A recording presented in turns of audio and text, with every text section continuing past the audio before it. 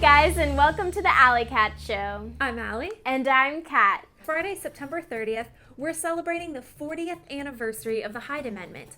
That's the law that keeps the government from using our tax dollars to pay for abortions. More than 2 million Americans are alive today because of that law, but that isn't stopping liberal leaders from trying especially hard to repeal it this election cycle.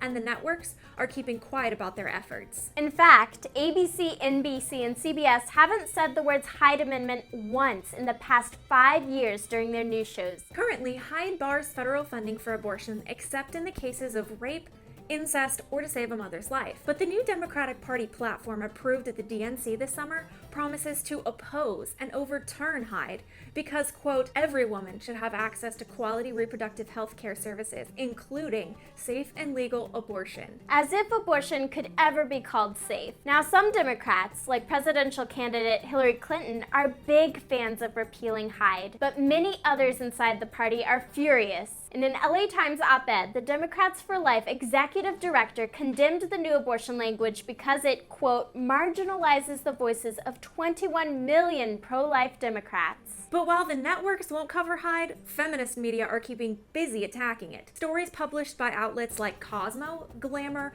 Huffington Post, and Slate accuse the amendment of hurting women for 40 years and have called it harmful and unjust, a discriminatory policy, and the most harmful restriction on abortion. All of these attacks have one thing in common. They refuse to be honest about why the Hyde Amendment actually exists. Hyde doesn't exist to keep women from accessing abortion like liberal feminists want you to think. It exists to protect taxpayers like us from being forced by the government to pay for something we think is morally wrong. For all the liberal talk of diversity and tolerance, they show none of it for the pro-life movement.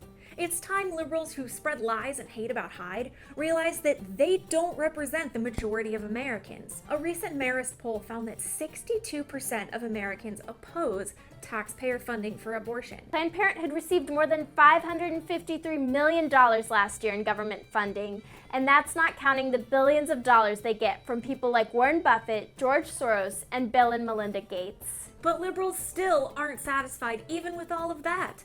They're militantly set out to destroy the Hyde Amendment and to force conservatives to take part in the murder of millions of innocent children. To find out more about this, check out newsbusters.org.